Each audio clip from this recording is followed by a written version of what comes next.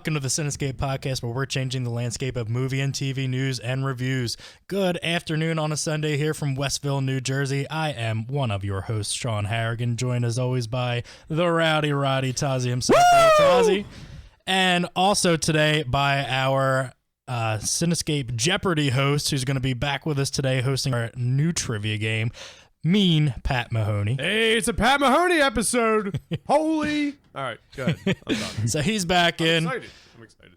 Michael Francolino is back with us, as always, behind the scenes here. Michael, how's it going today, brother?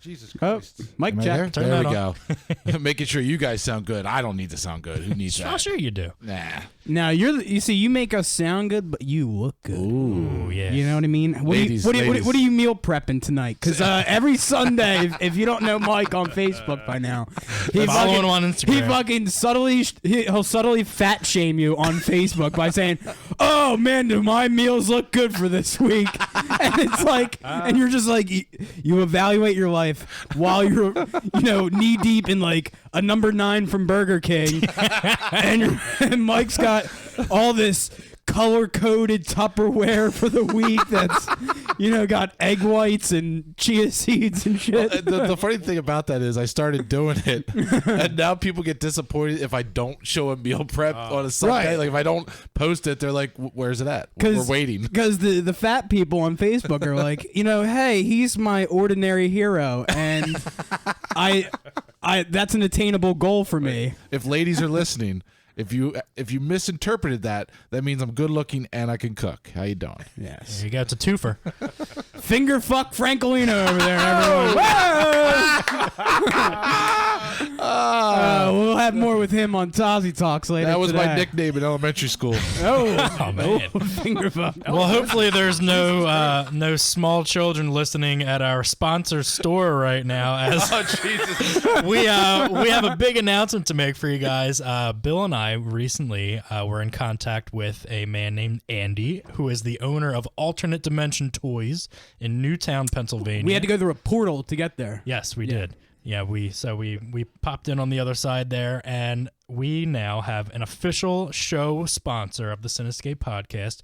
We would like to mention that today's show is brought to you by Alternate Dimension Toys. Stop in today for the largest collection of toys, collectibles, and Funko Pop figures. Bill, you and I, like I was saying, we were in the store. This place is wall-to-wall toys and action figures. And that's the cool part. Oh my God, I almost spent all my money in there. First off, it's mind-blowing because of the space, no inch is left uncovered. And it's really like a gold mine in the sense that when you're looking around, there's a certain order to things.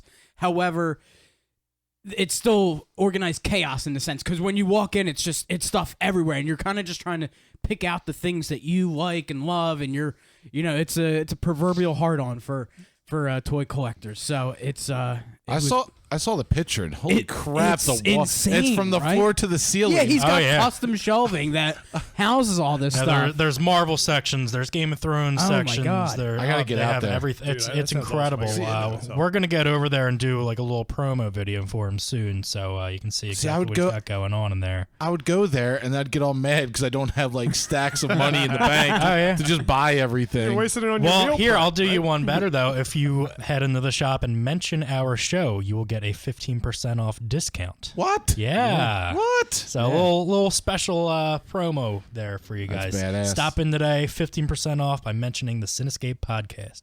So stop into Alternate Dimension Toys today, say hello to Andy, and mention our show.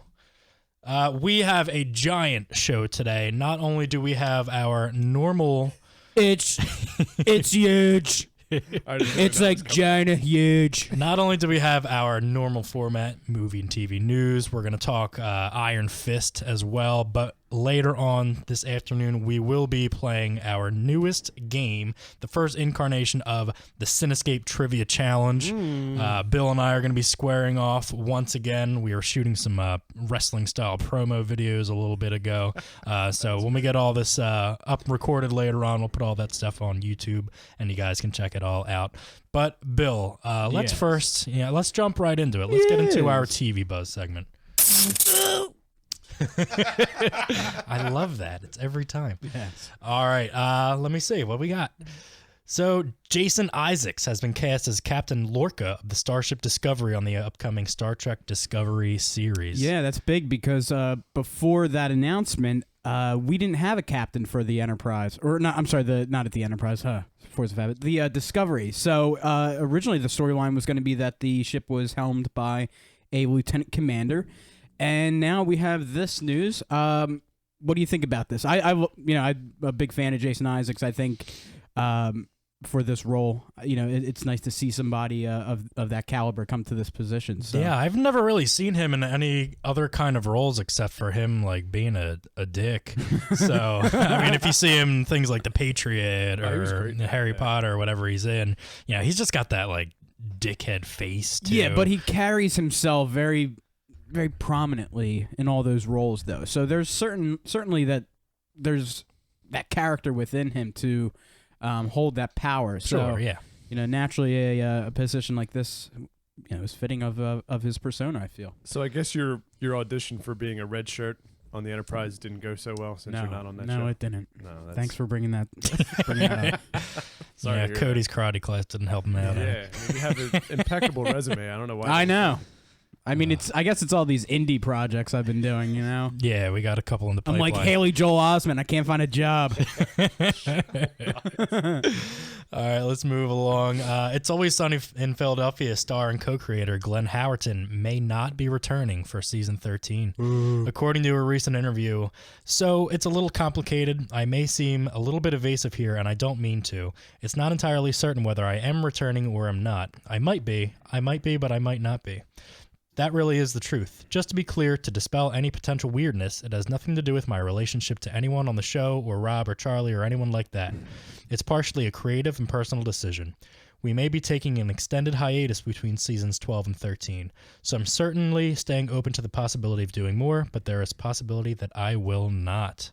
Pat, what do you think about this potentially terrible news if you're an Always Sunny fan? Yeah, I mean, me personally, I've only watched the show a little bit, but if you got someone like that leaving the show, it seems like the end is near. I mean, that show's been on for almost over 10 years now. Yeah, I think it started in 2005, I want to say. On the 13th season. Yeah, so it's had a good run. I mean, I guess if you're at that point of your creative career, you want to do something else. And as I said, it looks like it's just the end. Yeah, we know that all the cast members they're starting to do their own things. The girl who plays Dee, Caitlin Olsen, she's got the Mick on Fox. Yeah, exactly. Charlie's popping up in movies more frequently now. Danny DeVito just shits on his fan base. Yeah, that's fine.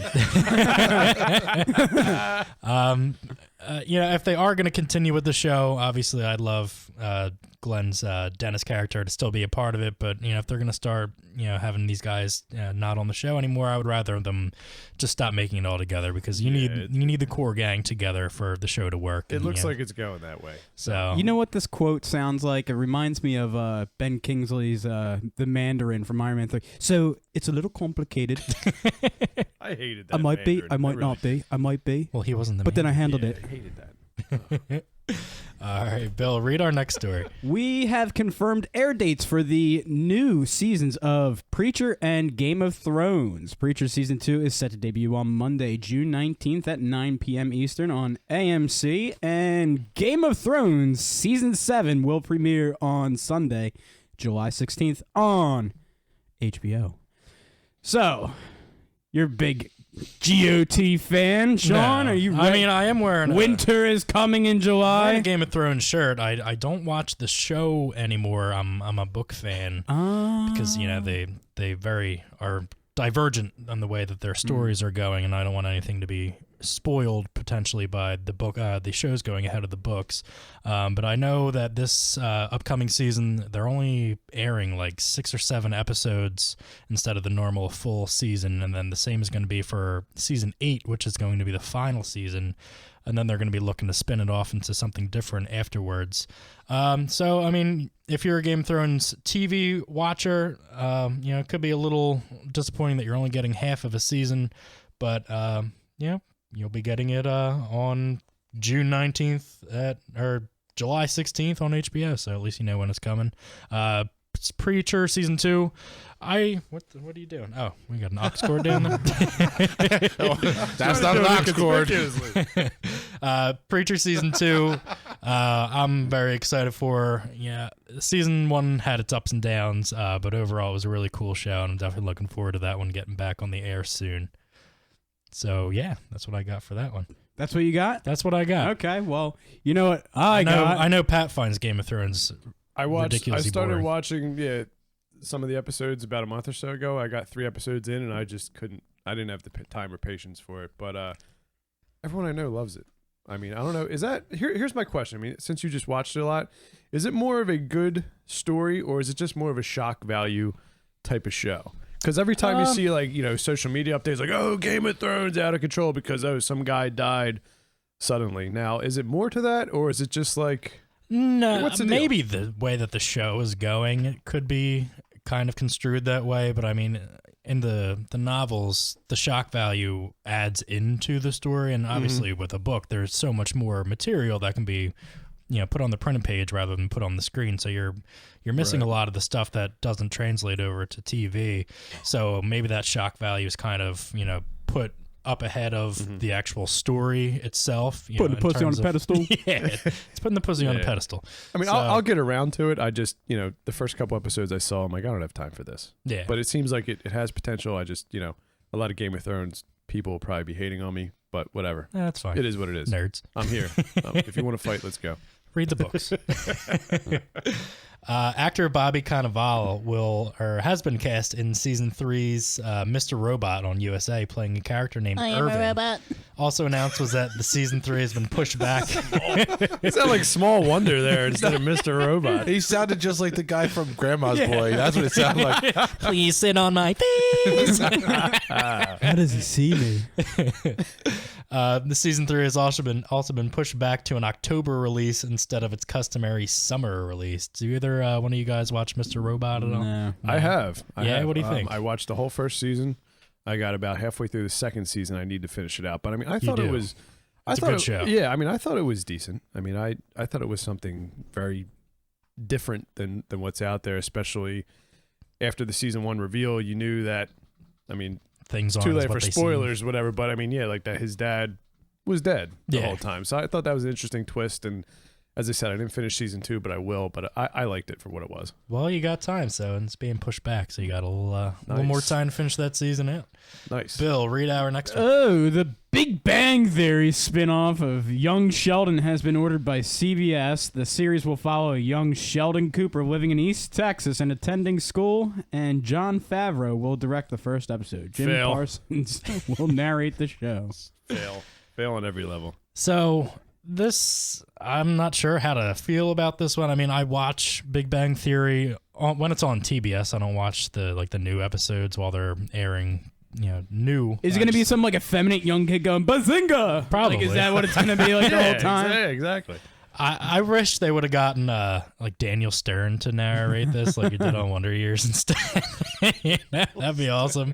Speaking of narrating, and I know this is probably a little early, but all I could think about watching Iron Fist was what's his name that plays Harold Meacham.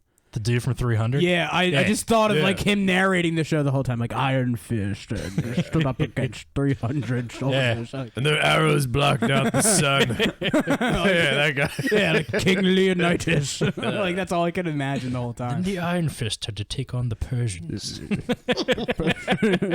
his fists Scissor of me, iron Xerxes. lit up the night. Scissor me, Xerxes. And finally, our last TV buzz story. FX's Legion has been ordered for a second season. Let's go around the table That's here. some underwhelming news there. Pat, what do you think about Legion so far? I watched the first episode, and my biggest gripe with it was, why do all these X-Men shows, movies, or whatever, they're all the same? They're always, it seems like they're always focusing on the psychology of what it's like to be a mutant. No one ever just embraces their powers and goes out and does cool shit. They're always like, oh, I gotta hide, and you never know what's going on. So when I first saw the episode, I was completely bored by the first hour. I thought the end was cool. Mm-hmm. Yeah. And it had potential, but then when I was reading it, it seemed like more of the same of what I thought the first half of the first episode was going to be. So I'm a little tuned out by it, but I'm going to check it out. I just wish it was. I just wish it was more like the X-Men cartoon in the 90s. Like, that's what everyone, I think, wants. And they just can't even hit any of that in the movies or TV shows. It's a little disappointing. So Yeah. Bill, how many episodes did you watch? Probably like 4 or 5, maybe. Yeah, I think I watched 4 as well. Yeah, it's just You're out on it, aren't you? I'm done on this show, man.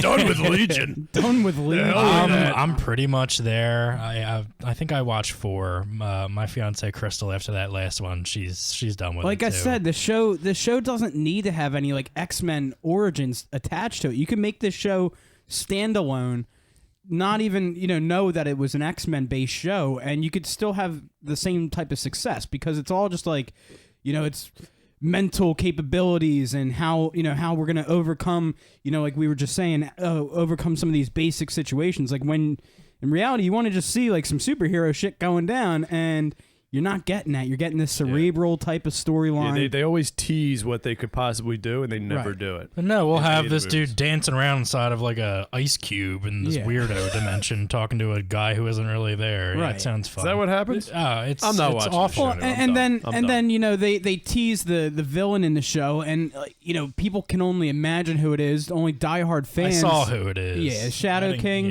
Yeah. And I mean, it's like only diehard fans are gonna know that, and then expect to wait for the big reveal, and then even so, they're gonna be let down in the end. So you know what, Legion? Yeah, I'm clearing it off my DVR then. Yeah, Thank see you later. you. Let's flip Now, the this script. really pisses me off to no end. All right, we are going to be flipping the script here and changing. Oh, you know what? Hold on. I'm unflipping the script. here. Flip it back. Flip it back. We need to talk Iron Fist. Oh yeah. Let's talk Iron Fist. All 3 of us, we finished the whole season last night at various times throughout the night.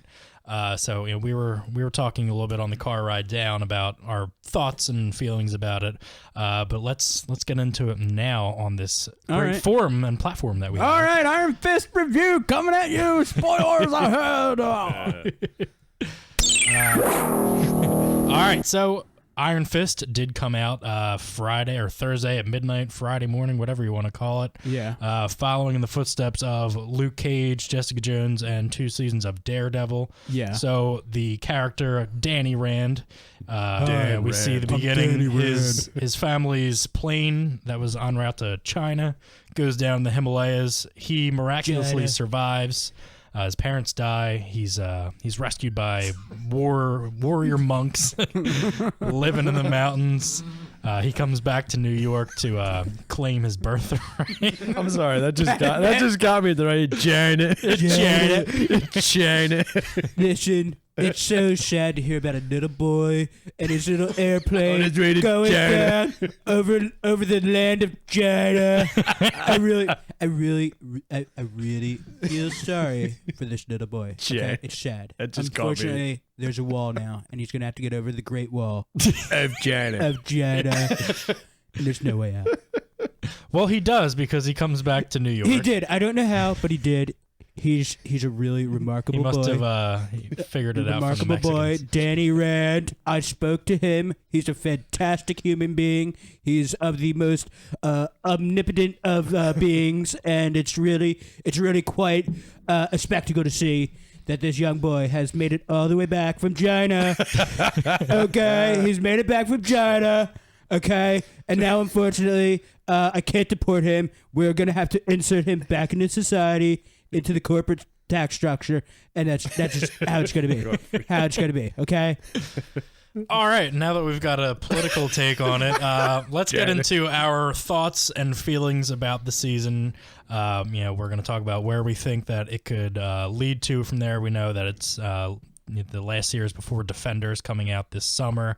Pat, give me your initial take on it. What did you think? What did you like? What did you not like? I liked it. I mean, as I said on the way up here, I'm a big fan of the Netflix shows because, as I said, I think they don't hold back. They don't pull punches. They don't do anything with kid gloves, and that's the kind of tone I like to see, with these type of heroes, like as compared to like the TV shows like Arrow and Flash and all that. But I liked it, but I wasn't disappointed. But just some of the minor gripes I have is like, what we were saying on the way up here is that you like to see him maybe use his powers more. He was kind of, there wasn't really a main villain, you know. Yeah. Like that's the only thing. You never really had this build up of, this big fight's going to be going down with, an arch nemesis, because it kind of like you evolved. thought it was going to be Harold Meacham in the beginning, and then they switch his character out a little bit, and then we get that Bakudo guy. Exactly. Yeah, Bakudo. I just kept thinking Barracuda. Yeah. I just kept thinking of Boku, the drink from like the 90s. Boku. So, I mean, that was my only other real gripe. There wasn't like a main centralized villain. They kind of evolved that throughout the show, and then as he's kind of evolving into who he wants to be, I mean, that's really the only thing. Just the main centralized villain, and I mean, I don't want to spoil anything, but I think the ending left, as I said before, like a little more questions to be answered than there were answers. Sure. And we'd like to see that leading to the Defenders, and it doesn't seem like it really did that. But overall, I thought the show was really good. Okay. Bill, what'd you think? You know what I can't stand about this show? This guy, Finn Jones. You know what I mean? This guy comes into the whole show as some kind of coming out of his mouth. some grungy drifter character with acting like he should be driving like a VW bus, all baked out of his mind, and he's all hey, this is mellow and peace and stuff, man. You know what? His eyebrows don't even move. You see him. Because he's from China. Straight line eyebrows, and there's no emotion coming out of his character. Son of a bitch must pay. Yeah, exactly. It comes across looking like a sad puppy at times, and that's the part that, God, it's just, Billy. So Bill's gripe were eyebrows. yeah, my very lack of emotional eyebrows. This just in, Bill Tozzi doesn't like Finn Jones's eyebrows in the upcoming Iron Fist movie or TV show. Mm-hmm. Yeah, real highbrow stuff. Eyebrow. I get it. Shut the up! I'm cooking with fire now, baby. Other than the the only thing that other than the fact that Tom Pelphrey, who played Ward Meacham, all I saw was Gilbert Gottfried the whole time. His face just looks like Gilbert Gottfried. He does. You know where the Iron Fist is? I'm trying to find him. What the hell are you looking at? I'm Ward Meacham. See, I thought he looks like Justin Long. Yeah? Yeah, I got a Justin Long vibe. He plays a cop in Banshee. He's from Howell, New Jersey. Oh, yeah? How far is Howell, New Jersey from here, Mike? How far is Howell, New Jersey? I have no idea. Well, there Never you go. even heard it. Well, there you go. You could have told me that was any other state. I would have believed you. Is that North Jersey town? I don't know. But other than that, the only thing that I wish I saw more of was the whole mythos of Kunlun and the whole Iron Fist process. You get to see glimpses of his master on the astral plane a little bit, and you get these glimpses into that world. I just think one thing that Luke Cage had did well was it really absorbed you into that Harlem area, and you got to know the characters. It was gritty. This really had that more of a the setting felt like more of a character. right. The character, one of the characters itself, really is the company that he's being reinserted into, and the fact that the Meachams run the company with his name on it and all this stuff. So there's a lot of play right there, and how his company is used as an instrument for the hand and for other parties involved. So for me, I just wanted to see more of that kung fu mythos come to life, and really kind of see this connect on a little bit more of a Doctor Strange type of level, and see some of that mystic arts power come into play a little bit. But we didn't see too much of that, and that really makes me question now going into Defenders, will we see more of that or less of that from the Iron Fist character? I think we'll see more of it. I hope so. Yeah. It's one of those things that when you're sharing that much screen time amongst four people, this series was able to provide a backdrop for some of that, and we didn't get all that. It was really just Danny Rand, the Drifter, comes home and needs to get a bath. The thing I think with that is they really kept, like, you remember when these series were announced, the Marvel said they want to keep it street level. Yeah. And I think they didn't really want to touch on, I guess, those astral planes or that cosmic type of mythology, because they really want to keep it grounded in street level, at least at first. Right. So I think maybe, as you saw at the end, there's the potential for that to be more of the mythology. But I mean, I agree with you. I mean, I would have loved to seen a little bit more of, you know, the kung fu training or whatever he did, but I can see their angle where they wanted to keep it street level in the first season at least. So. Yeah, I mean, they definitely don't have the budget to put a big CGI dragon on screen that he has to fight to get his, you know, the Iron Fist power or anything like that, which is understandable and fine. But like you guys were just reiterating, you know, we could have gotten more training scenes instead of him just getting beaten with a stick as he was a little kid, you know? It looks like child abuse. Yeah, like, seeing like the what SPCA or whatever. What does Kunlun actually organization's look called. like? Like, couldn't we have gotten a glimpse at it to see, you know, they're mentioning that, you know, it's got trees and greenery, like in this... Light coming out of his mouth. in the snowy mountains of the Himalayas. So I'd like to see this kind of, you know, mystical paradise. Yeah. Would look really cool on screen. And I mean, you don't have to show like a bunch of crazy stuff or anything going on, but at least, you know, give us more. You know, I left you wanting more, and we didn't get it, and I want it. Damn it. Yeah. I mean, that's the other thing. I mean, since you mentioned like they might not have the budget for that, because the thing I like about the Netflix shows is that they really focus on the quality of it too. Like, I'm sure they don't want a scene that looks like, you know, that Walking Dead episode a few weeks back where the CGI was so bad where he's standing in that like trash town. Yeah. And it was just panned on social media like, oh, I guess we blew all of our CGI budget on the tiger. Right. Yeah. That's been so you know, it's really good that they focus on the quality, and I think, you know, that might have been one of the reasons why, but I agree. So, yeah. Last night after I had finished the season, I put a review up on our website and social media, so you can check that out to get more in depth with what I was thinking. But one of the things, like, I don't want to get too spoiler with anything in case you guys aren't finished watching it out there listening, but the Meachums in general, I felt they were very, like, almost borderline incestuous in a way when it came to Joy, like the dad and Ward. Yeah, the way that, like, anytime they were... don't touch your sister.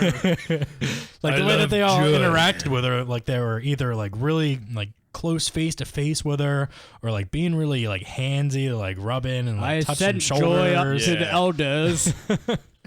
What were the people in 300? Remember they had to travel to the top of the mountain. There were those like craggly old. What were they like called? witch people. Yeah, I don't remember. Ah, shit, it's gonna bother me now.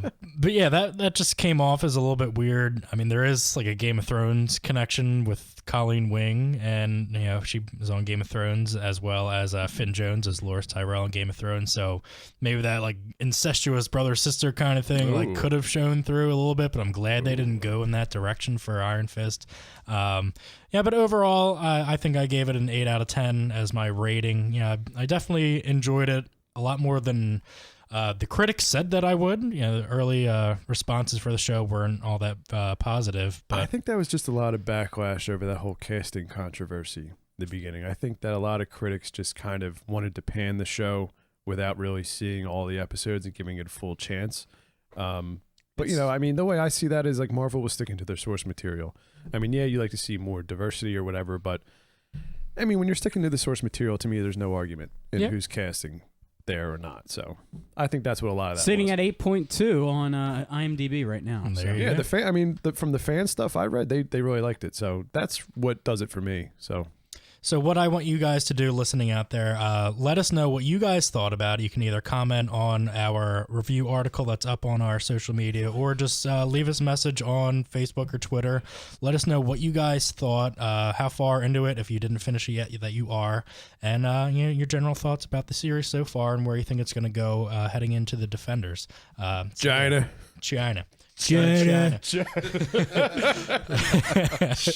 So we are going to re-flip the script now. Oh, yeah. And we're going to change the focus to film news. So, Bill, read our first I really don't want to read this one, but Anna Faris and Eugenio Derbez are set to star in a remake of the classic 80s romantic comedy Overboard. No. I got a bad feeling about this. Yeah, I do too. Per Variety, the original movie will be reimagined with a reversal of the leading roles. The story will focus on a spoiled playboy from one of Mexico's wealthiest families, portrayed by Derbez, who falls overboard of his yacht. He is then convinced by Faris' single, working-class mom that He's her husband. I got a problem. I mean, this is what I don't get. If all these reboots or whatever, I mean, they're just flipping the gender. Yeah, they're or gender whatever. swapping. They're flipping the script. They're flipping the script. There it is. I mean, I don't get it. Like, what's so good about like a remake, or what's the point of a remake if you're just saying, oh, well, this one is the girl version of it, like like Ghostbusters, like this is for girls, like so we're gonna have to make like every movie that's going to be coming out now in the next 10 years has to have a version. Yeah, just make different two like, versions of every movie coming out with gender swapped that's the roles, point. and you can market them differently. That's the point. That's to me what just takes away from the overall story. Hey, I got a great idea for this film. We're going to remake a classic movie, but we're going to change the roles around. That's exactly what it seems like, and to me that's stupid. Yeah. Like when Bill was on his reboot for Webster, like they, he had like an Asian son and, an African-American wife. And that, apparently that got shot down, but because it was terrible. So that's why they didn't do it. Come on, don't bullshit me. All right, moving along. Actress Margot Robbie is set to star as Maid Marian in a new film set in a Robin Hood alternate universe. Robin Hood. She's hot. Per Variety, in this new take, Marian picks up the cause to lead her people into a pivotal war after the love of her life in Robin Hood dies. She comes to power, charging into the battle that will not only decide the fate of the kingdom, but also see her don the mantle of the man she loved. Oh, so Jesus. we're getting a Robin Hood movie without Robin Hood. Stupid. Yeah. And this is the second new Robin Hood movie that's coming you think out. Dave Chappelle will be in it and will play a Chew? No. But he does have some new Netflix stand-ups coming out I've soon. seen that. Here's very another, excited. if I may, here's another gripe I have. And this isn't meant to be sexist or anything at all. But Pat's in the He-Man Woman there- Haters Club. No. Here's the thing. Like, I'm all for about strong female characters and everything, but it just seems like there's like this movement since the Katniss Everdeen thing. Like you saw the recent Transformers trailer. It's all based on, I throw like a girl. And it's like this 12-year-old girl, fighting the Transformers and all this. So now you have Maid Marian, who's just a classic damsel in distress type character, now has to kick ass. So it just seems like there's just like this push for like the strong women to just be these kick-ass females, but there's no original characters being created in the process, which is kind of dumb to me. So, I mean, why not just do that push, but do it with original characters? Yeah. That's just my personal opinion, but Yeah, I don't understand why they can't write roles for women instead of, gender swapping and flipping them around, Right. changing male roles to female roles instead. It's I mean, you want to empower women at the same time, and that's great. Correct, We're yeah. all for that. But write something original for them, like you just said. exactly. Instead of, kind of taking them down a peg by giving them something somebody else already did, I guess you could say. Right, exactly. It's that just more original. It's like, all right, well, we're gonna give Female this lady a shot, but let's not get crazy. Let's give her something that already worked before. Right, exactly. Bonnie Hunt as Bernie Lomax in Weekend at Bernie's. Yeah, Oh, perfect. Yeah. Great. I always wanted to see Bonnie Hunt. yeah. Barbara Lomax. Bill, read the next one. According to the Wrap, Aquaman star Jason Momoa has signed on to play Rico Rodriguez in the film adaptation of the blockbuster video game Just Cause. I'm ready for this movie. I know you are. Oh, As soon it's as gonna I be saw great. this one pop up, I thought of you If right they away. fuck this up, Well, it's video game. Yeah, which they adaptation. probably usually will. do. yeah, but Unless it's Mortal Kombat This is 1. really a game that has no boundaries. So for Yeah, something, you could really do anything you want. yeah. with it. So for something that doesn't have boundaries, that shouldn't limit you in the world of movies. Then that is Nice free name. range to blow whatever up, Free range destroy chicken whatever. night. So I mean, what else could I say? I mean, yeah, the game. Yeah. Yes. The game doesn't I was really. waiting for the Balkan I mean, Skull. it has a storyline, right? I mean, I've only seen you play it, and we're just driving cars off the tops of mountains and Oh, it's great. shit like that. I've but, never played it. I'm disappointed in Oh, myself. it's a fantastic. It's an open world, do whatever you want game. It sounds awesome. So it's like GTA, but with Pretty much, yeah. but with more. You can tether vehicles to things or other people to things. Like you tether like a dude to a gas tank and shoot it and watch him fly Well, that around. better be in the movie. If that ain't in the movie, then shit, it's the worst movie ever. It should really be like one of the newer Fast and Furious movies, like on steroids.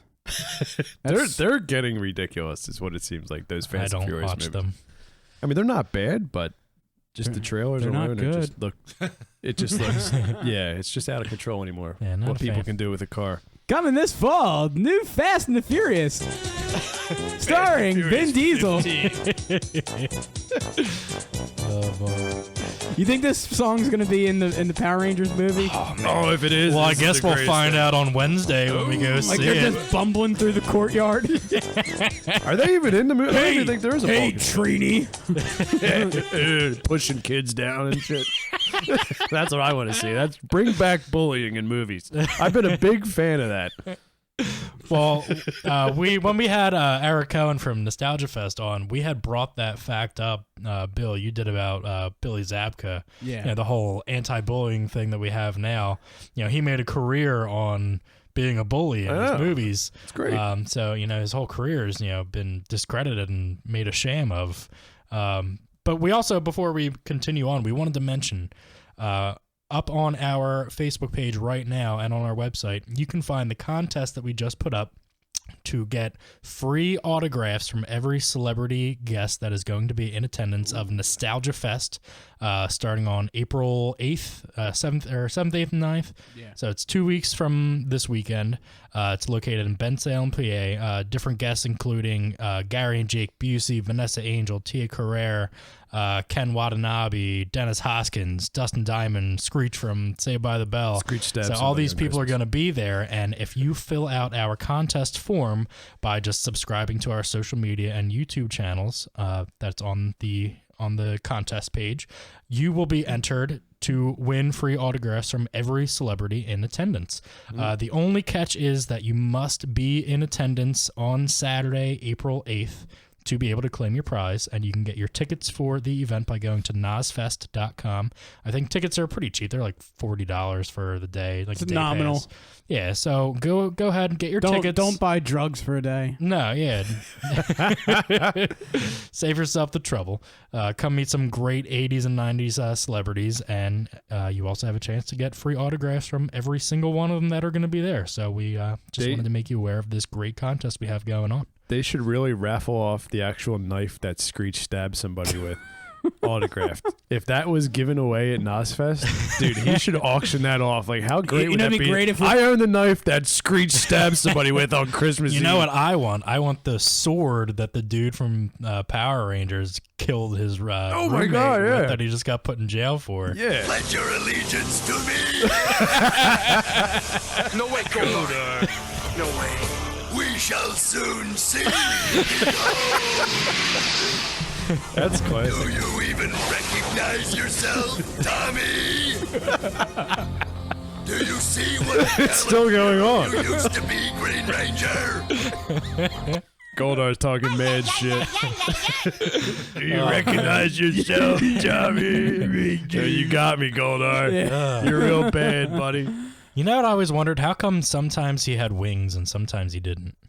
Did you ever notice that? Yeah. I think Like in the beginning when he was like all bad, you know, he had wings, but then after that he just doesn't. Maybe Rita clipped his wings. Maybe. It's kind of like one of the flying monkeys from Wizard of Oz. Oosh. Let's get back on track here. Atlanta star Zazie Beetz has been cast as Domino in Deadpool 2. Cool. Anybody have anything to say about this one? No. I like No? the casting. You like the casting? Yeah. Thanks for the beer, Bill. Yeah, sure. No. I'm getting ready to, getting ready to see who's going to be Cable. Apparently, we're going to get that news pretty soon. Yeah? Yep, there's been talks and rumors going around that Could be Pierce Brosnan. it's a pretty short list out there. That So would be awesome. Kyle Chandler was on that list. there's been some meetings taking place apparently, and so we should be getting some casting news pretty soon. Well, we know that Ron Perlman's schedule is going to be open. You know what? I swear to God, if somebody mentions Ron Perlman one more time in this goddamn studio, I'm gonna really flip my lid. Done. No I'm Hellboy 3. I'm so done with Ron Perlman, okay? And if Ron Perlman comes down to New Jersey here, we're going to mince words. Oh, man. Big words. His Big face words, looks like Bill. a catcher's mitt. Oh. Doesn't it? Somebody should just smack him for doing Police Academy 7. Police Academy There was 7. a 7? 7. You know what it's 7 called? Costanza. Mission to Moscow. And he plays a terrible Russian Oh, villain. that's fun. Yeah. Yeah. Oh, boy. Bill, read our next story. Oh, God. I'm Speaking of somebody that we were just talking about. fuming. Jake Busey has been cast in the upcoming Predator movie, following in his father's Gary Busey's footsteps as he appeared in Predator 2. He's going to be the first one to die in that movie. You think so? That's my guess. You know, Jake Busey dies first. I posted video for Bill Paxton's passing away a couple weeks ago, and it is this. It's actually pretty cool. You should give it a watch. It's like this behind the scenes Predator 2 thing. But you know what? Gary Busey has these moments where he's being interviewed, and he like really believes the shit that's going on in like Predator 2. Like he's actually like, you know, backstage, and he's pretty much validating that there are, you know, predators out there. Oh, do you have the Randy Quaid clip from Independence Day? That'd be a perfect thing to play right now. We gotta stop them. They're gonna kill us all. Is that what he actually believed? That there's real predators It's coming for us? and something shit? like that, yeah. Oh, man. I gotta check If I that can out. find this here, I'm gonna All right, you alien assholes. In the words of my generation. All right. Well, as Bill is looking for that sound clip, I'm going to read the next one. Go for it. Warner Brothers. Warner Brothers is moving forward with a new Matrix film, and it reportedly won't be a reboot. According to The Hollywood Reporter, at this point, the Wachowski siblings, who wrote and directed the original and its 2 sequels, are not involved, and the nature of their potential engagement with the new version has not been determined. Certainly, WB would want the 2 filmmakers to give at minimum a blessing to the nascent project. The studio had no comment. Do we really need more Matrix movies? No. No? I'd be okay with that. Okay. If it's a sequel and it's not a reboot, sure. Because I think that there was a lot of untapped potential in that world that they created, and maybe sometimes it got a little too philosophical and confusing for the Preachy. audience. I think it was very preachy. Yeah, if they cut that shit out and kind of simplify it a little bit and just make it more extravagant, then yeah, there's huge potential in that Like type of universe. what would you see a plot line being for that?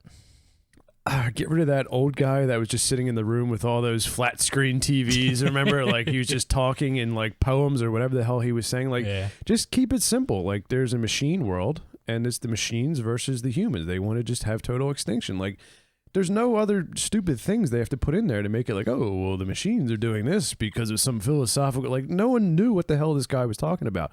So if you just keep it simple with the action, machines versus humans, I think there's a lot of potential to continuing that series and not. How about they do a crossover with Terminator? You know, you have Skynet coming after these awesome. people. Like you're plugged instead of the Matrix, you're plugged into Skynet itself. Could you imagine that? That'd be pretty wild. That would be cool. And you got, instead of Agent Smith, you got different Arnold Schwarzeneggers running around and like throwing out like all the worst movie lines from all his movies that he's had.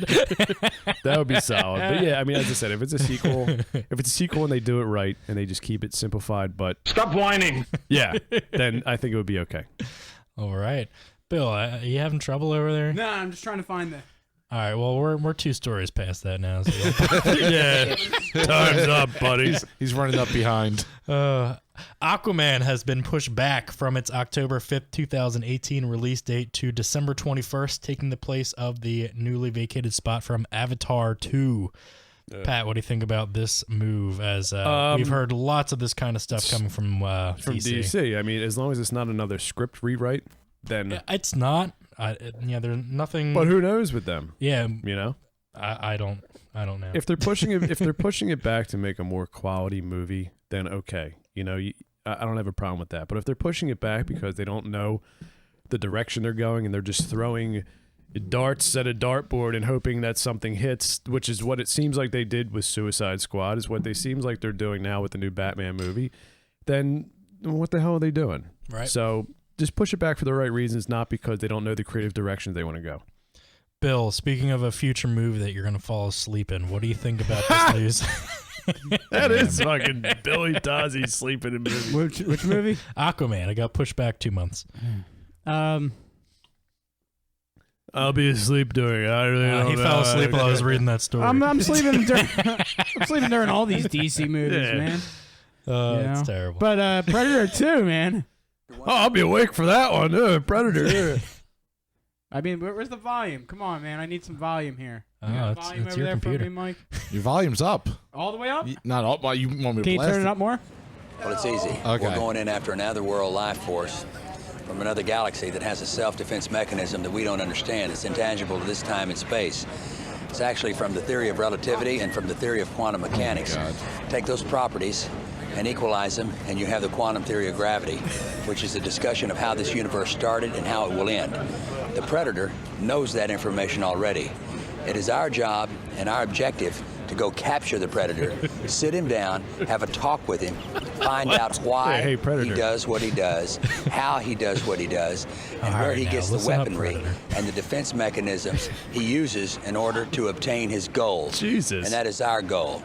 If we don't achieve that goal, we will be turned into vapor clouds made of small pink particles known on Earth as blood. Gary Busey had worked. So, hey, Predator, let me ask you a question here before you turn us into vapor clouds. Sit you down. Yeah. What if he's right? I mean, he's very knowledgeable. He probably is. I mean, he sounds very confident in what he had to say. I mean, he was very emphatic about being turned into vapor clouds.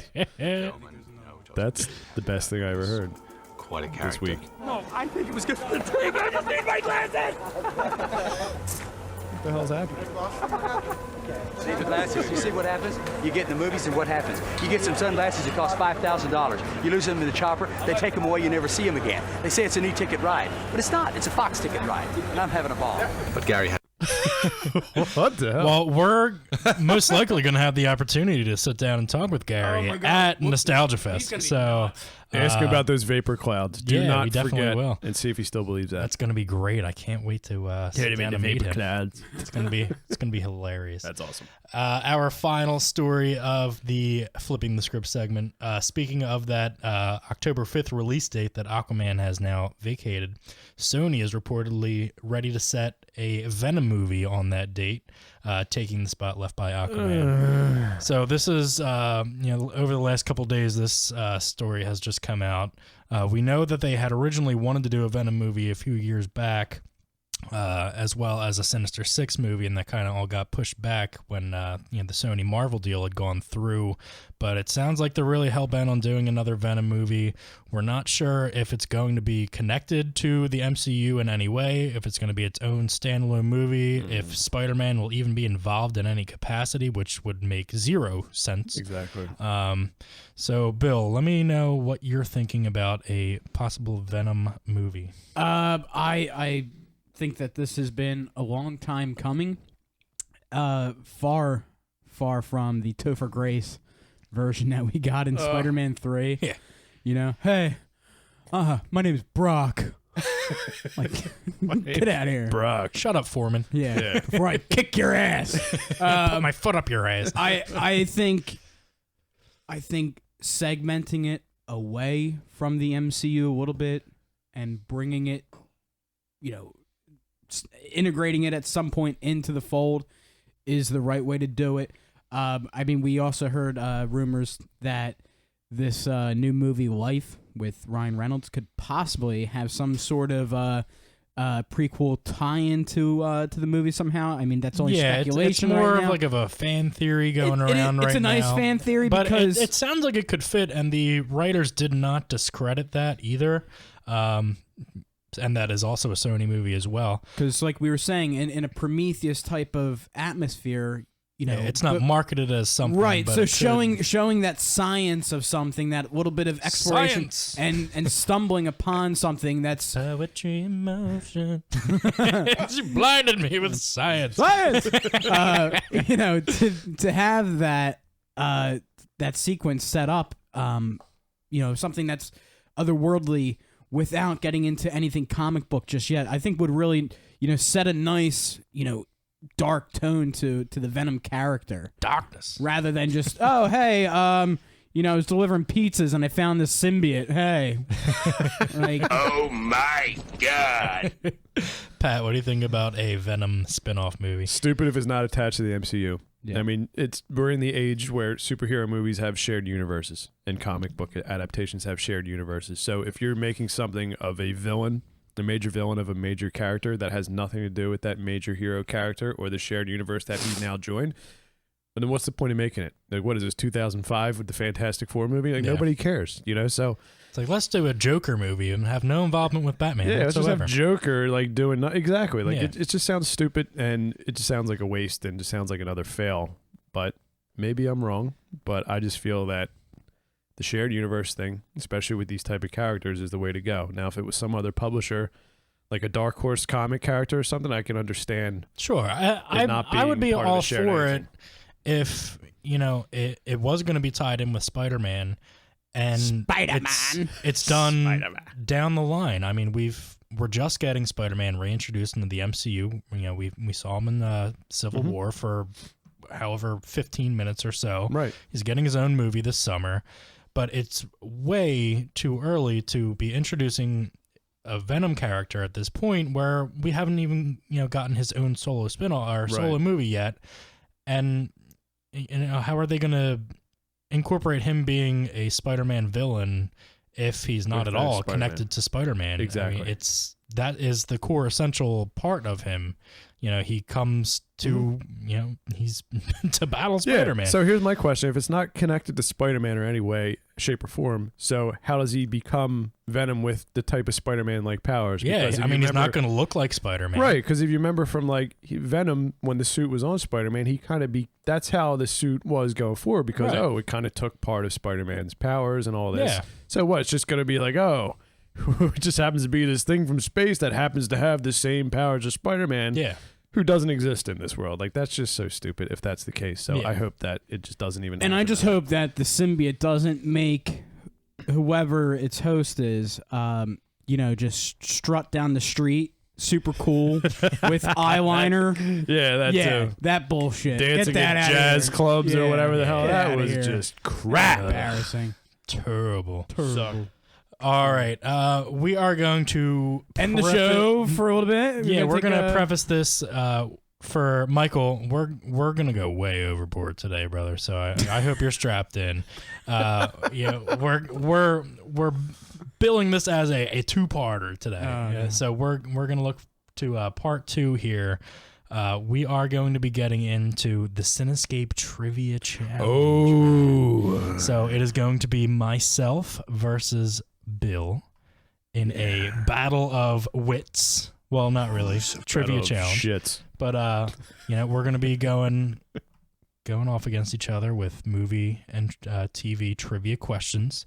Pat is here to judge and moderate. He's going to be asking us the questions. He has painstakingly created every single question that is going to be asked today. So we are going to get into that. Yeah, no The problem. winner, let me get this. The winner is going to be deemed Ooh. the champion. The belt. The belt is in the room. The winner will be crowned the new heavyweight trivia champion of the world. And this is also what we're going to do. We're going to put out an open invitation for anybody who is listening, especially if you have other shows that are like ours, whether you talk movies or TV.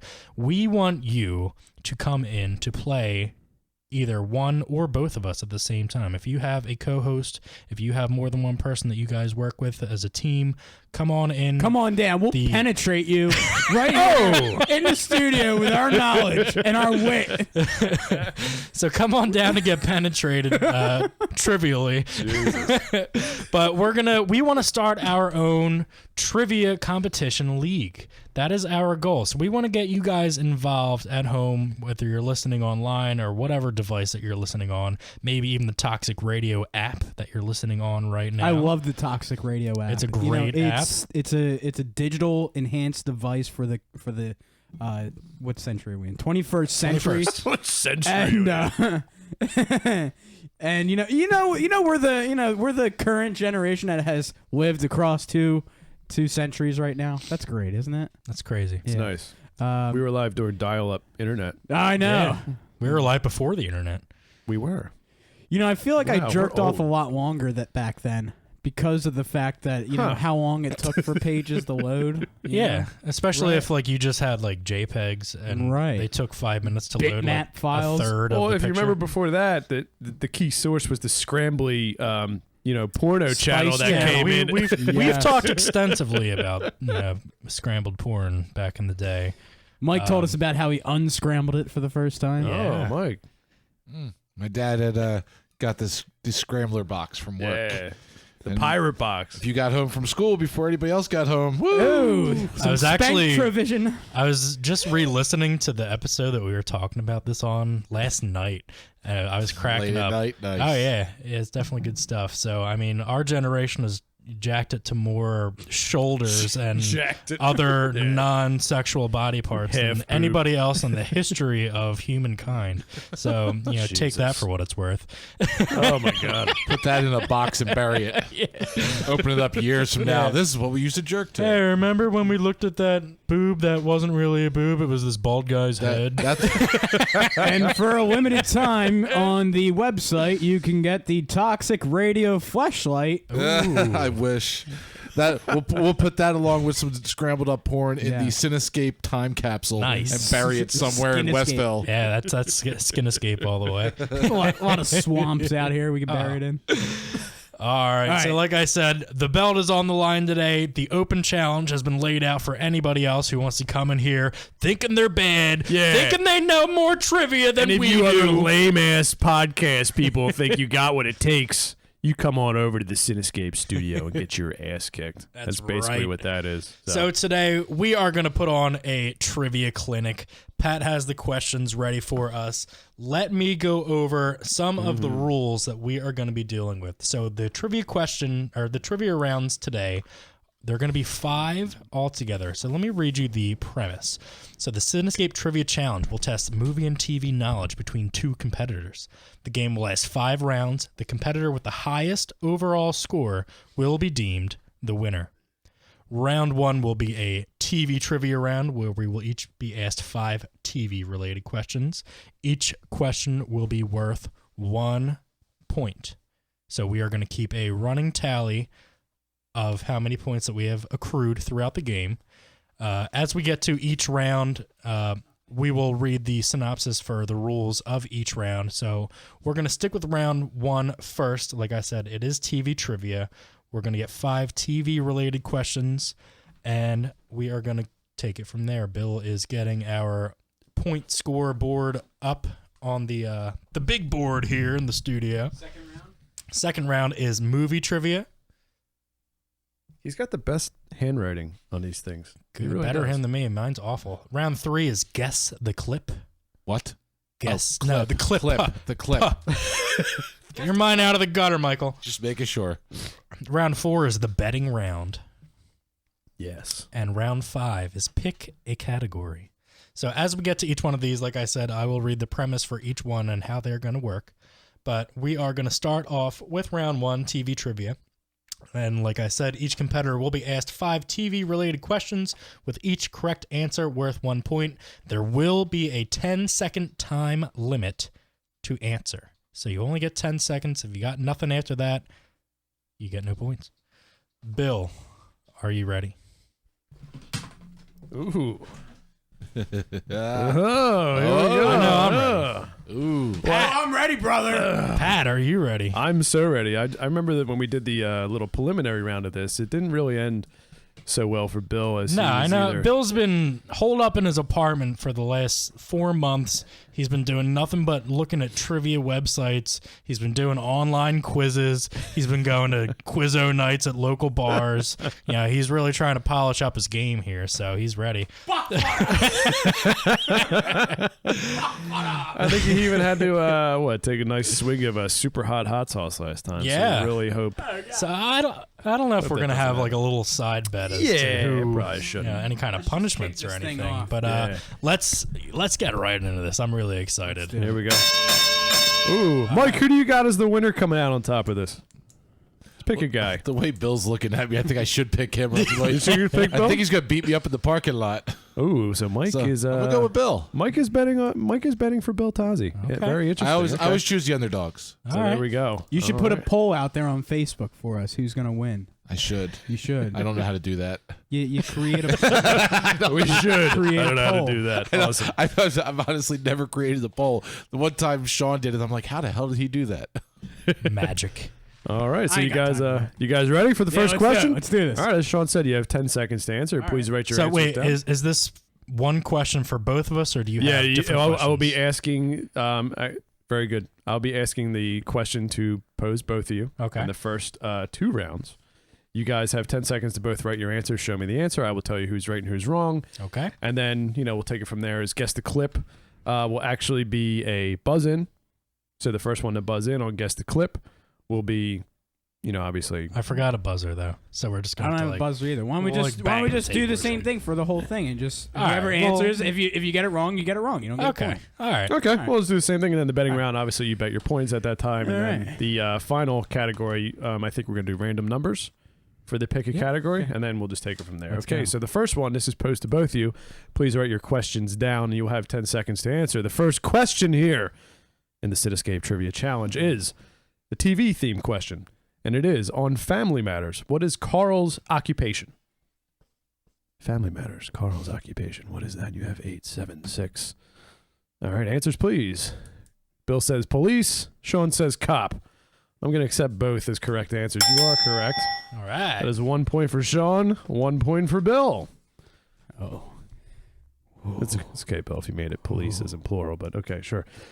I feel like after you should give us like a countdown from 10. You don't have to say every number, but don't show your answer yet. Okay. Like when you get down like Yeah, 3, we'll 2, do 1, tell us to put our pens All right. down and then hold them up. Sounds that way. like a I plan. can't quickly write No, something. no problem at all. Heads So here down, we thumbs go. up. Okay. All right, second question here in the TV category is what late night comedy sketch show first aired in 1975?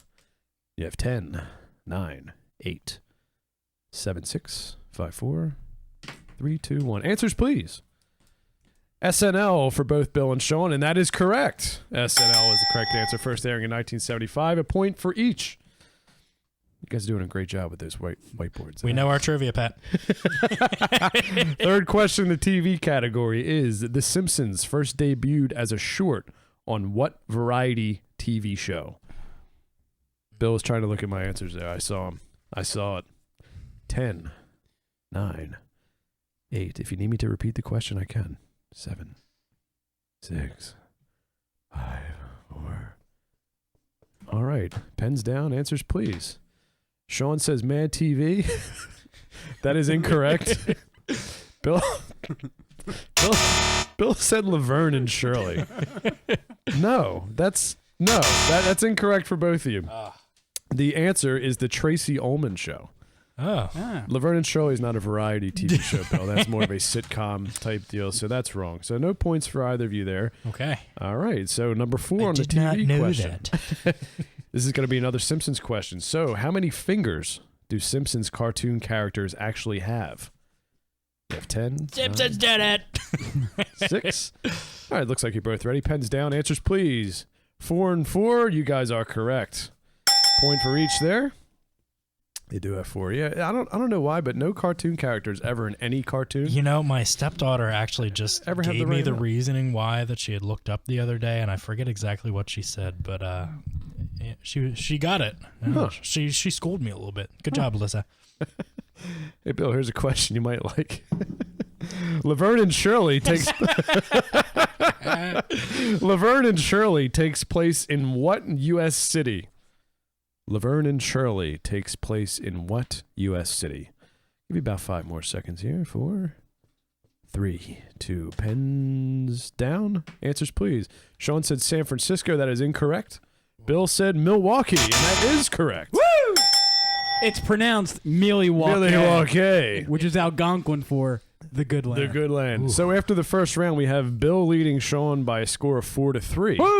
Okay, I got All some right. work to do. There we go. Sean is just down by a point, but he's not out of it, obviously, as it's very close. So we're going to move on to the movie category here. Same rules apply as the previous round. Are you ready for the question, Sean and Bill? Yes, Mark do it. Summers. Mark Summers. You know, this is Mark Summers. Shut the f*** up! It Is is. it really? He seems like such a nice guy. Movie question here. 1992 movie by Cameron Crowe that centered on dating life in an apartment complex in grunge-era Seattle. Please name that movie. I'm going to read the question again. The 1992 movie by Cameron Crowe that centered on dating life in an apartment complex in grunge-era Seattle. 5, 4, 3, 2, and pens down, please. Please show me your answers. got nothing. Sean put a question mark. That is incorrect. Bill put Sleepless in Seattle. That's incorrect as well, Bill. So 2 wrong answers there. Two wrong answers. The answer is Singles. The movie Singles. It's been on Singles. HBO like all month. I don't know if have you guys ever seen that? No. I first saw it probably 2 months ago. That's kind of a Mike Chrisman question. Who's one of our who's one of our guests? Is the answer Wyatt Earp? Wyatt Earp. I didn't use that one, but the answer was Single. So still 4-3 here to second question in the movie round. Are you ready? The Lord of the Rings, The Two Towers, is what number movie in the Lord of the Rings saga? The Lord of the Rings, The Two Towers, is what number movie in the Lord of the Rings saga? It's 5, 4. You guys look like you're ready. Answers, please. They say 2. That is correct. It is the second film, that original Lord of the Rings trilogy, and it is now 5-4. Bill Tazzi going on question number 3. Tit for tat here. Question number 3 in the movie category. Yes. The question is, this year's Best Picture winner that none of us saw. So who won the Best Picture at this year's recent Oscars here? None of us saw it. I don't think anybody even saw that movie. It just won Best Picture. What was that movie? 5, 4. All right, answers. If Sean doesn't get this, please. it's because he emphatically told me I don't watch the Oscars. I got it. Answers, please. Sean says Moonlight. Bill says Moonlight. That is correct. It was Moonlight. Cutting it close there. Or wait, should it actually be this?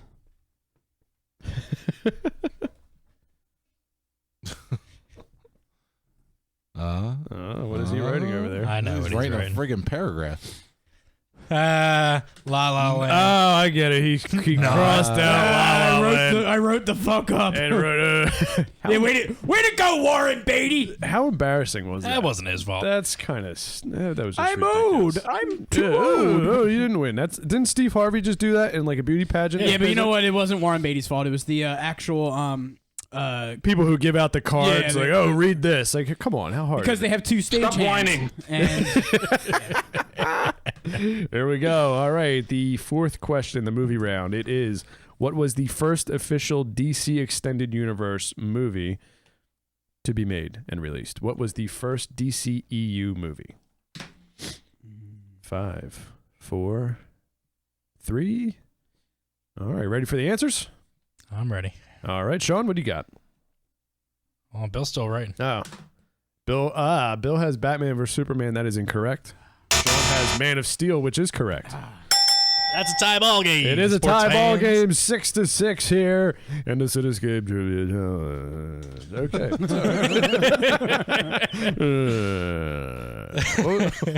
Was that a South Park thing? I don't even know what I was doing. I think it's Family Guy. Yeah.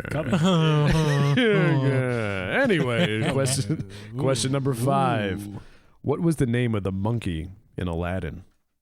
The name of the monkey in Aladdin. Bill just gave this disgusted look. He looked up to the ceiling, not even writing anything down. He's got 5 seconds. 4. hold on.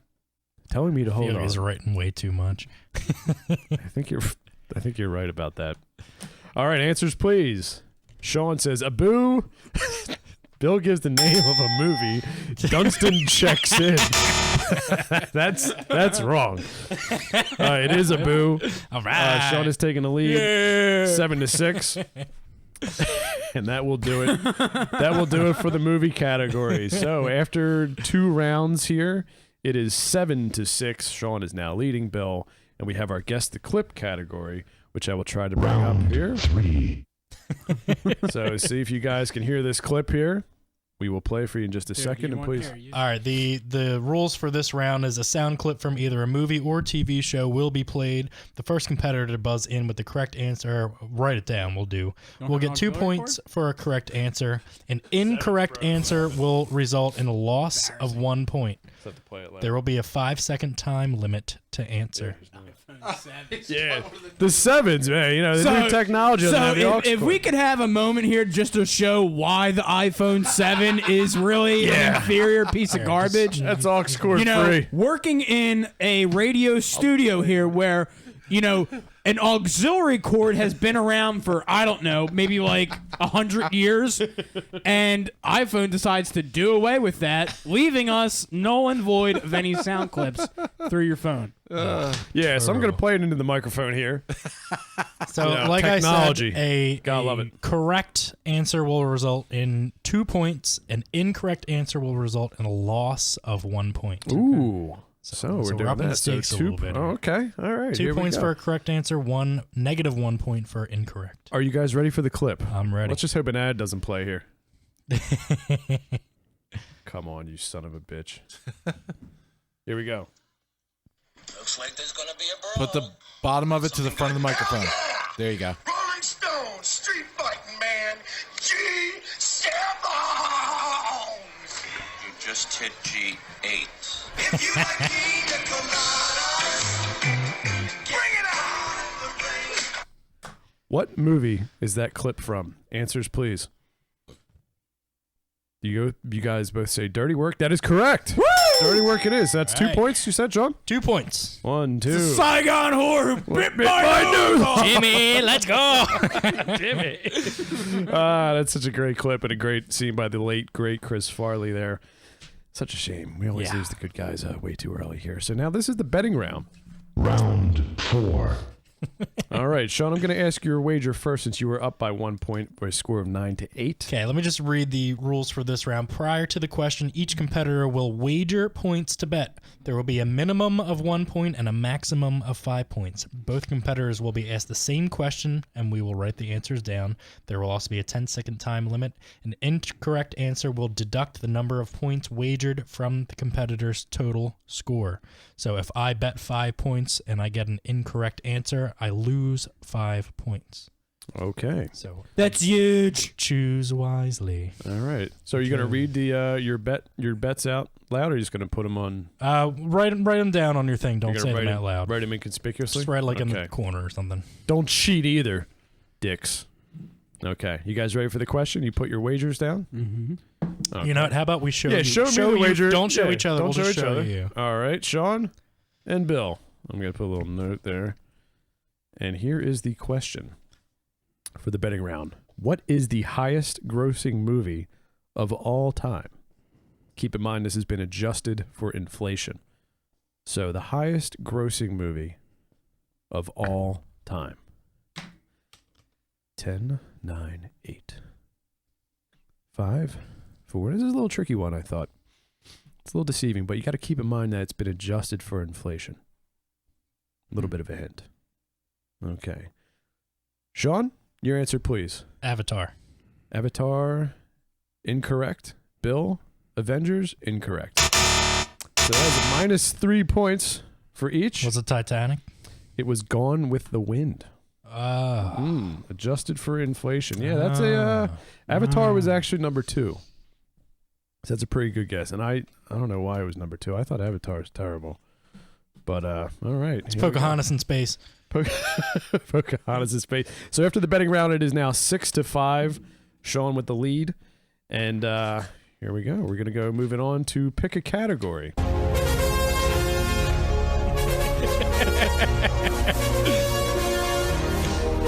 This is our final round, Pat.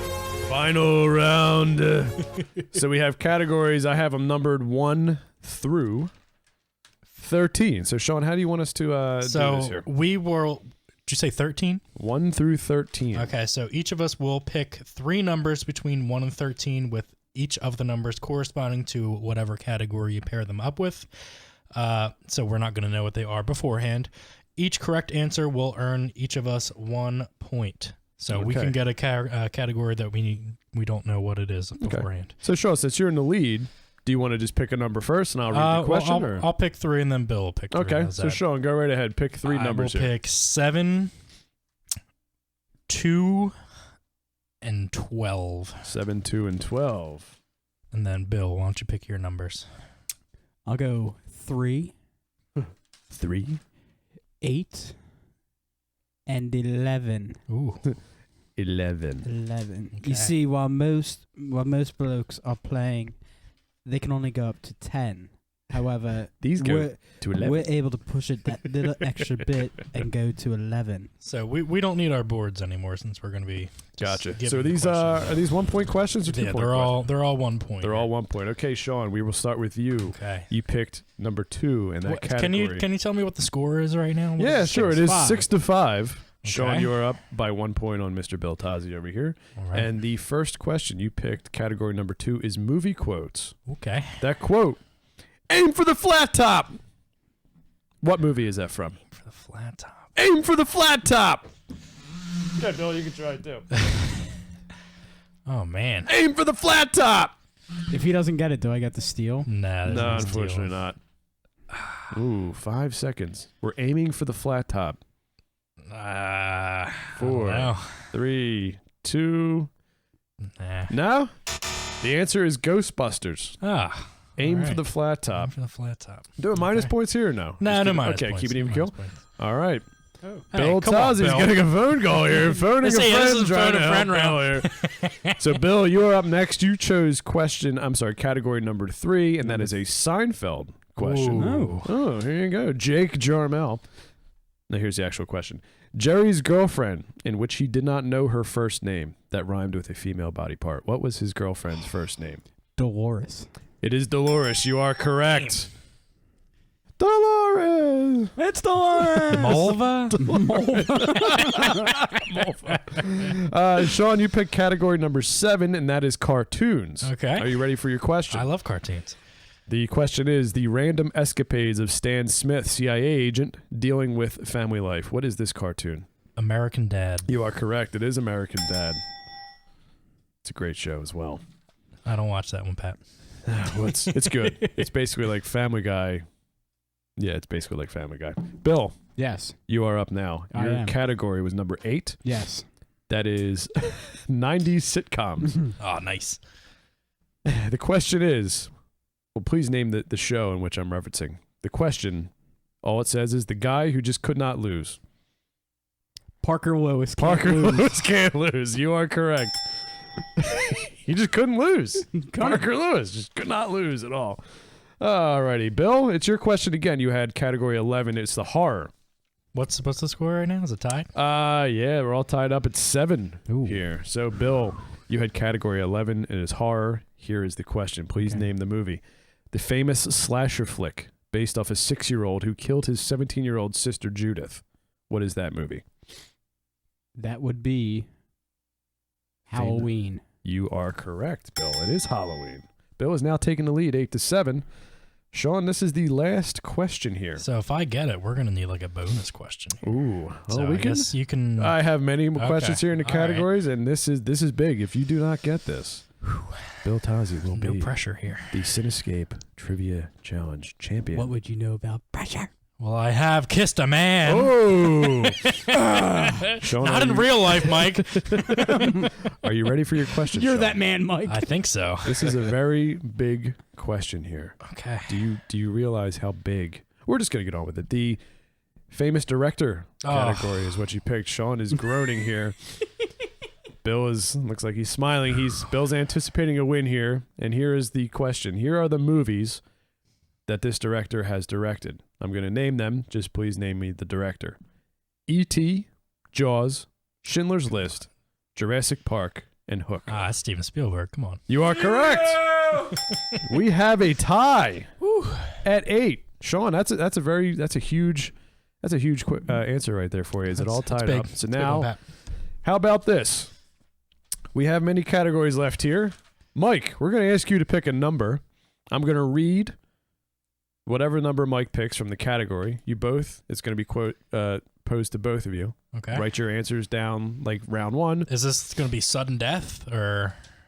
However you'd like I to think do we it. should do sudden death. It's going to be sudden death. So, Mike, pick a number besides anything but 2, 3, 7, 8, 11, or 12. 9. He's going to go with 9. 9.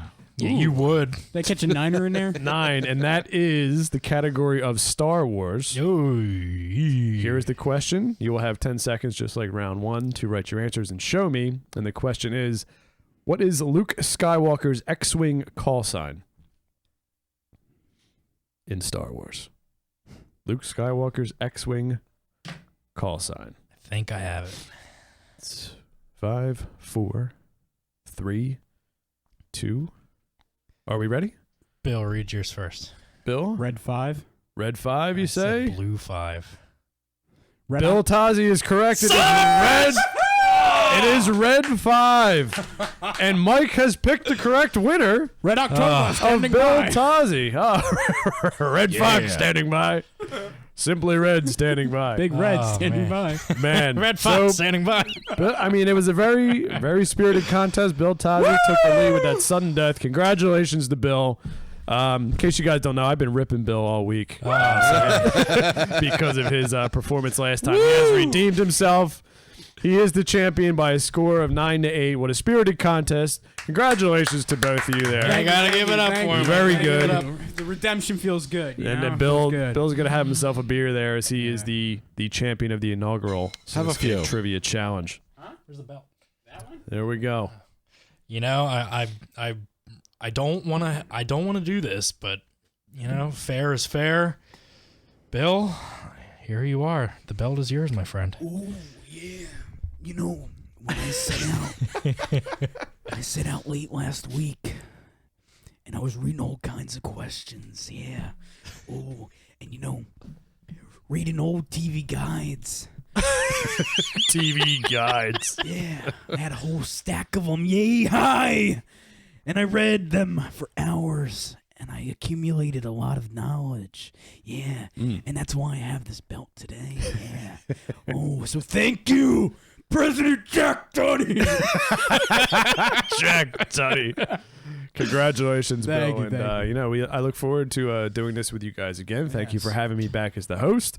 Always a pleasure to be on the show with you guys and talk, Cinescape stuff. Absolutely. and do shows like this. I won the Cinescape Jeopardy round. Bill won the first Cinescape Trivia Challenge. I do feel like there should be So it's 1-1, a tiebreaker basically. Yeah. round. He can hold on to the belt all he wants here. He can be the champion. That's fine. But I think in the future there should be a third and deciding game thrown out here that we can play into. See, I'll once and meet for all. you anywhere at any time, brother. But then again, I don't want to rip the guy too much because eventually we are going to start. We do have a lot of interest from other people that Gonna want to team play up. this game. A tag team. We do need to join forces, so we can't. The be, mega powers. Yeah, we can't be trash talking too much. We need to be the Hulkster. We need to be the Macho Man, brother. So we need to come together and set our feud aside down the line. But for now, I'm coming for you again, though. All right. That is going to do it for us today. We hope you enjoyed our new trivia game. We're gonna do these. I don't know. Maybe we should do one maybe once a month or something like that. We'll see how it goes. We do have a lot of people that sound interested in coming in to compete either against us or against other people. A lot of people as well. out there thinking they know one thing or another, but let me tell you something right now, brother. If you think you got some nooks of knowledge up in your little cranial piece of part of your head out there and you think you know something, you think you want to challenge somebody, well, get off your ass, get out of your mother's basement, and come on down here to Westville, New Jersey, brother, where we're recording. Michael Francolino is in the corner over there, and he's pressing buttons, all kinds of buttons, the kind of buttons that make you angry, the kind of buttons that make you feel good, the kind of buttons that, hey, that's my butthole. Oh, but you know what? Come on down. come on down to the studio because we got questions for you. And you know what?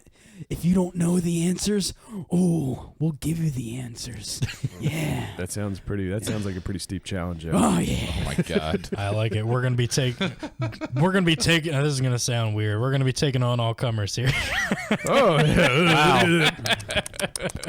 Jesus. I don't know what's happening It's anymore. a salty situation. I feel uncomfortable.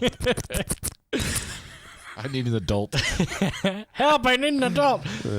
Oh man. Help! I poop my But that was a lot of fun. Yeah. You know, I had a great time. I had As a great always, time. Yeah, I mean, we should wrap it up and do Tazi talks, huh? Tazi, that's a thing? Yeah. Nice. Mike Tazi pitched it. talk. Mike's probably got lots of stuff to talk about with me today. It's a don't you, coffee table Yeah, book Mike about needs some help coffee back tables. there. Mike needs some help. Came here to kick ass and chew bubble gum. Oh, well, on that And note, I'm all out of bubble gum. Okay. Sweet.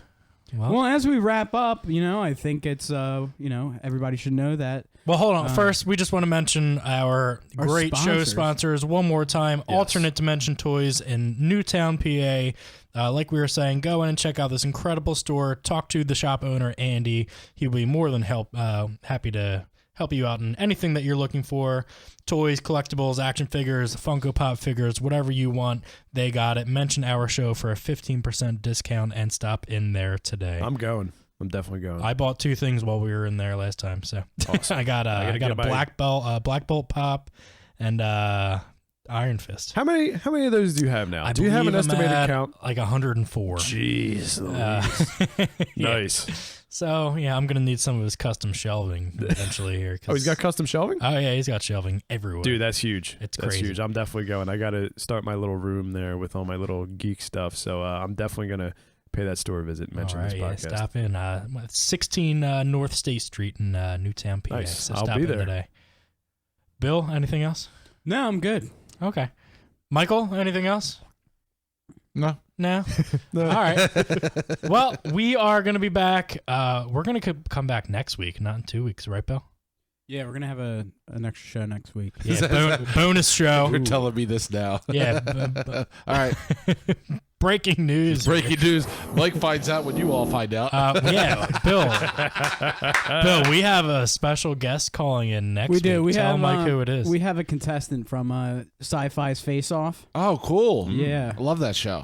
Melissa. Is it the Evie? latest season? Yeah. I haven't seen the latest season. Okay, so But catch it's up. like the So I'll, all-star I'll show, definitely have right? to catch up this week. Yeah, so she'll be on the show next week calling in. She'll be talking about her experience from the Face Off TV show, as well as some of her own personal works that she's involved with, and just catch up and talk to her about what we do here. So Awesome.